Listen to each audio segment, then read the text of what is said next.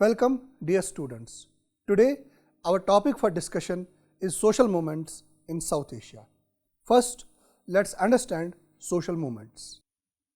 Broadly speaking, social movement is an organized endeavor of a relatively large group of people to attain a particular outcome, typically social or political. According to the sociologist Mario Diani, a social movement consists of a process whereby several different actors, be they individuals, informal groups, or organizations, come to elaborate either through joint action or communication a shared definition of themselves as being part of the same side of a social conflict. He further argues that nearly all the definitions of the concept of social movement that sociologists and political scientists have put forth share three criteria: a network of informal interactions between plurality of individuals, groups, or organizations engaged in a political or cultural conflict on the basis of a shared collective identity. For the celebrated sociologist Charles Tilly defines social movements as concatenations of performative campaigns through which a group of people, usually ordinary people, put forth their collective claims upon others, usually the powerful elite. For Tilly, in the modern world, social movements have emerged as a major form of ordinary people's participation in public politics. He argues there are three major elements of a social movement. First, campaigns. A campaign is an organized and sustained effort making collective claims of target authorities. A repertoire of contention.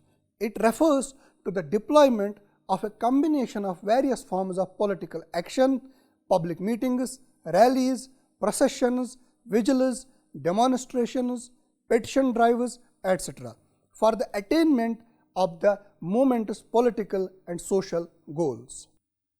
WUNC displays. It means the participants' concerted public representation of worthiness, unity, numbers, and commitments on part of themselves and their constituencies. Other researchers have also defined the concept of social movement in approximately similar vein. Sidney Toro defines a social movement as collective challenges to the elites, authorities, or groups or cultural codes by people with common purposes and solidarity in sustained interactions with elites, opponents, and authorities. Taro specifically underscores the distinction of social movements from political parties and interest groups. The sociologist John McCarthy and Mayer Zald also define social movement as a set of opinions and beliefs in a population which represents preferences for changing some elements of the social structure or reward distribution of the society. For Paul van Setters and Paul James, the emergence of a social movement entails the coming together of a few minimal conditions: the formation of some kind of collective identity, the development of a shared normative orientation, the common concern for the transformation of the status quo, and the occurrence of movements of concatenated practical action that are geared towards the aspired social or political transformation. They thus define a social movement as a form of political association between persons sharing at least a minimal sense of belonging with others to a common purpose and who come together across an extended period of time to effect social change in the name of that purpose. Now let us discuss about social movements in India. Thomas Bloom Hansen has noted, India offers us with the longest, most sustained, and the most successful trajectory of democracy anywhere in the post-colonial world. Immediately after the national independence from the British in 1947, the major successor state of the Raj embarked on a bold experiment of electoral democracy that has remained stable for more than 7 decades now, with the exception of the emergency period between 1975 to 1977. In the 7 decades of its political independence, India's democracy has arguably been its greatest asset, the magic glue that has kept the dizzying array of linguistic, ethnic, and religious groups together as a unified nation. Moreover, Indian democracy is unique in the sense that poor exercise their right to vote more eagerly and in greater proportion than Indian middle classes and the elites. In India alone, the poor form not just an overwhelming majority of the electorate but vote in large numbers than the better off. Everywhere else, without exception, the ration of electoral participation is the reverse. However, despite its popularity among the masses and remarkable success in establishing functioning institutions, there remain critical questions to be asked of the Indian electoral democracy. The economists Jean Dires and Amartya Sen have formulated a penetrating critique of India's developmental trajectory. They have noted that in terms of the basic indicators of social development, for instance, female literacy rate, infant mortality rate, life expectancy, etc., India is falling behind its poorer South Asian neighbors. The fact of low social development becomes starker in the backdrop of impressive growth of the country's GDP over the last 2 decades. The mammoth growth rates have not translated into significant enhancement of the quality of the life of the majority of country's inhabitants. In short, over a long period of time in India, the rule by the people has coexisted with massive poverty among the masses and inequality between classes and communities. The persistence of poverty, inequality, social violence, along with caste, gender, and communal vectors in the Indian society has over the decades created fertile ground for the rise of various social movements, wherein people from different communities galvanized around the particular issues, and because the institutions of democracy were simultaneously being evolved in the country, there have often been conjunctures between democratic processes and the emergent social movements. In the following sections, we are going to discuss briefly some of the major social movements that took place in the post-independence India. Chipko movement. Chipko movement, also referred to as the Chipko Andolan, was a non-violent social and ecological movement by the rural people, especially women, aimed at protecting forests and trees slated for government-backed logging. The movement originated in the Himalayan region of Uttarakhand, then part of the state of Uttar Pradesh, in 1973 and quickly spread to the other Himalayan regions. The movement gets its name from the Hindi word chipko, which means to hug or to killing to. The word reflects the demonstrators' primary tactic of hugging the trees to impede the wood loggers. Chipko movement went on to become an inspiration for non-violent environmentalists throughout the world. It also created a successful precedent for initiating non-violent protest movements in India. Sundarlal Bahuguna, a Gandhian activist, gave the movement a proper direction, and its success meant that activists and political organizers throughout the world immediately took notice of the non-violent environmental movement. In time, the Chipko movement would go on to inspire many ecologically oriented social movements, seeking to stem the rapid environmental degradation wrought by predatory capitalism and raising awareness about the impeding dangers of climate change for the humankind.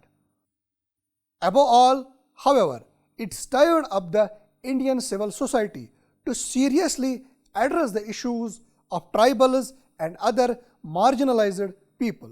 Women played a prominent role in the movement and practiced the methods of satyagraha to resist the chopping of the forests. The Indian environmentalist Vandana Shiva has argued that Chipko Andolan was both an eco-socialist and an eco-feminist movement. As the movement matured, it did not remain confined to the specific demand of protecting a particular forest area. The larger issues of economic and ecological exploitation of the Himalayan regions became the focus of the Chipko movement. It was demanded that local communities should have effective control over the natural resources like land, water, and forests. The movement also took up the issues of landless forest workers and demanded guarantees of minimum wages for them. The movement succeeded at least in its immediate objectives when in 1980 the government banned the felling of trees in the Himalayan region for the 15 years until the green cover was fully restored. Narmada Bachao Andolan. It was a social movement spearheaded by the tribals, Adivasis, farmers, environmentalists, and human rights activists against a number of large dam projects across the Narmada River, which flows through the states of Gujarat, Madhya Pradesh, and Maharashtra. One of the biggest dams on the river was the Sardar Sarovar Dam in Gujarat. It became one of the first focal points of the movement. The dam was a part of the Narmada Dam project that was purportedly aimed at providing electricity and irrigation to the people of these states. People in the movement employed different tactics like legal action against the project, hunger strikes, rallies, and gathering of support from notable artists and filmmakers, etc. The Narmada Bachao Andolan, along with two of its leading spokespersons, Medha Patkar and Baba Amte, received the Right Livelihood Award in 1991. In 1985, the Sardar Sarovar Dam project was being investigated due to an order from the Ministry of Environment and Forests, Government of India, for non-fulfillment of basic environmental conditions and the lack of completion of crucial studies and plans. Further, the villagers whose lives and livelihoods were going to be affected by the project were also not given adequate information. In the same year, a young activist named Medha Patkar approached the Ministry of Environment to seek clarifications about the project, and it was revealed that the project was not sanctioned at all. It was further disclosed that the government officials had overlooked the problems likely to arise from the completion of the project. At the same time, it came to fore that the displaced people were compensated only for their immediate standing crop and not for displacement and rehabilitation. In order to resist the project, a 36-day-long solidarity march was organized from Madhya Pradesh to the site of the Sardar Sarovar Dam. The march was foiled by the police, who canned the marchers and arrested the activists. Medha Patkar also undertook a 22-day hunger strike that almost took her life to pressurize the government into scratching the project. As a result of the protest movement, the World Bank, the chief funding agency of the project, was forced to set up the MOS Commission, an independent review of the project. The report stated that the Narmada Dam project violated the World Bank's policy on environment and resettlement. As a result, in 1993, the World Bank pulled out of the project. Although the project was shelved for the period, the construction of the Sardar Sarovar Dam was restarted in 1999, and the dam was finished in 2006. It was inaugurated by the current Indian Prime Minister Narendra Modi in 2017. Nevertheless, the social movement resulted in the court effecting an immediate halt of the construction work and directing the states to complete the rehabilitation and resettlement process of those people whose lives and livelihoods were affected by the project. The movement still continues to fight for the rehabilitation of the displaced people as well as the reception of the compensation promised by the Narmada Tribunal. Anti-corruption movement led by Anna Hazare in 2011. The Indian anti-corruption movement was a series of demonstrations and protests across India that began in 2011. The goal of the movement was the introduction of strong legislative and enforcement measures against the political corruption perceived to be deeply entrenched in the Indian political field. The movement gained momentum from 5 April 2011 when the anti-corruption activist Anna Hazare began a hunger strike at the Jantar Mantar monument in New Delhi. The movement sought to lessen the corruption in the Indian government through the introduction of the Jan Lokpal Bill. Another goal of the movement was to repatriation of the black money allegedly stashed away in the foreign banks. The mass protests focused on the profound problems plaguing the Indian democracy, including political corruption, kleptocracy, and other forms of corruption. The movement primarily adopted the tactics of non-violent civil resistance, like demonstrations, marches, acts of civil disobedience, hunger strike, and rallies, etc. The activists in the movement also deployed the new social media technologies for the purpose of organization of the protest events and for the communication with the wider public. In the years preceding the anti-corruption movement of 2011, the UPA-II government had become mired in the cases of alleged corruption. These included the Adarsh Housing Society scam, the 2010 housing loan scam, the radio tapes controversy, and the 2G spectrum case. It is against this backdrop that the social activist Anna Hazare demanded a joint committee composed of members of the government and of civil society be formed to draft a tougher anti-corruption legislation. After the then Prime Minister Manmohan Singh rejected Hazare's demand, Hazare began a hunger strike on 5th April 2011 at the Jantar Mantar, Delhi. Although the movement failed to press the Indian government to pass the Lokpal Bill 2011, it laid the ground for the emergence of a new political party, the Aam Aadmi Party, under the leadership of Arvind Kejriwal, that would go on to record a spectacular victory in the 2015 Delhi Assembly elections, sweeping 67 out of 70 seats. The aforementioned were some of the social movements that the post-independence India has witnessed. There have been other socio-political movements, some of them quite recent, that we have not covered in this discussion for the paucity of space.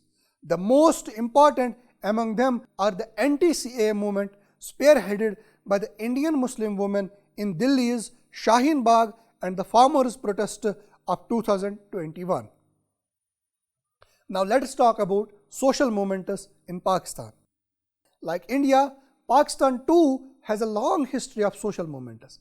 Unlike India, where social movements have sought to engage with the deepened existing and relatively well-established democratic institutions and practices, the Pakistani social movements have struggled primarily against the iron grip on the country's politics of the powerful military establishment.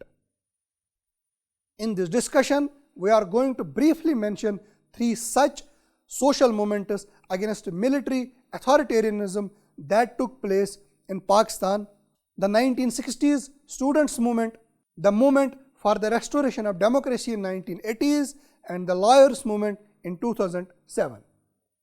The students' movement of 1968. The students' movement was a protest movement against the military regime of General Ayub Khan. It took the form of mass uprising of students, later on joined by the industrial workers of the Pakistan's prominent urban centers. The movement began in early November 1968, and by the end of March 1969, according to the prominent historian and activist Tariq Ali, around 10 to 15 million people had been involved in the movement, directly or indirectly. The upshot of the movement was the end of Ayub regime towards the end of March 1969. The movement for restoration of democracy.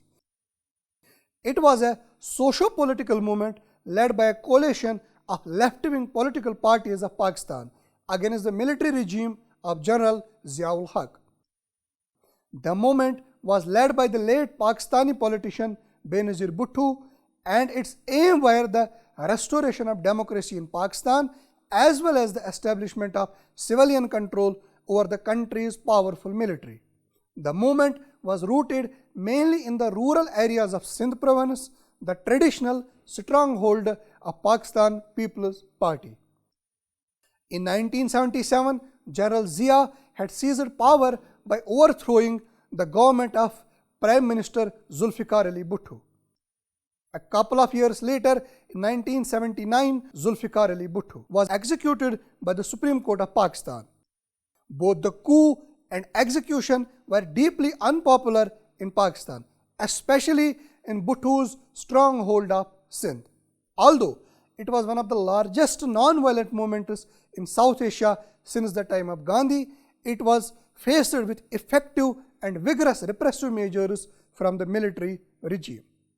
The movement fizzled out after General Zia-ul Haq's death in a plane crash in 1988 paved the way for relatively peaceful general elections. The lawyers' movement.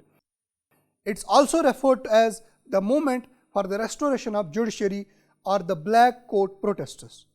It was a movement of mass protesters initiated by the lawyers of Pakistan in response to Pervez Musharraf's decision to unconstitutionally suspend the Chief Justice of Pakistan, Iftikhar Chaudhry. Musharraf was a military ruler of Pakistan who had seized power in 1999 by deposing the democratically elected Prime Minister Mian Nawaz Sharif. Chaudhry's suspension was met with protests from Pakistan's legal community, with senior judges and lawyers initiating the Adliya Bachao Tehreek, Save the Judiciary movement, with the aim of getting the suspended Chief Justice reinstated and safeguarding the fragile independence of country's judiciary. The Adliya Bachao Tehreek is seen as the precursor of the much larger lawyers' movement. It must be kept in mind that the lawyers' movement was not confined to lawyers only.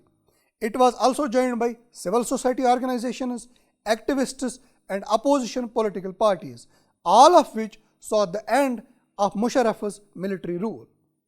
General elections were held in 2008 that resulted in the formation of a coalition government with Asif Ali Zardari as the President of Pakistan. After some initial reluctance, Zardari eventually reinstated the Chief Justice and dozens of other judges who had been ousted by the previous regime. These are only a few of the several social movements that have emerged in the history of the post-colonial state of Pakistan. More recently, the country has seen the rise of the reinvigorated women's movement that organizes the Aurat March every year on the International Women's Day. Every year, Aurat March is joined by tens of thousands of Pakistani women and men seeking to protest against and subvert the country's deeply patriarchal culture. Another notable social movement to emerge in Pakistan in the last few years is the Pashtun Tahaffuz movement that has agitated against the Pakistan Army's excesses against the country's tribal Pashtuns. Dear students, with this I conclude today's lecture. Hope you have understood it well. Thank you for watching it.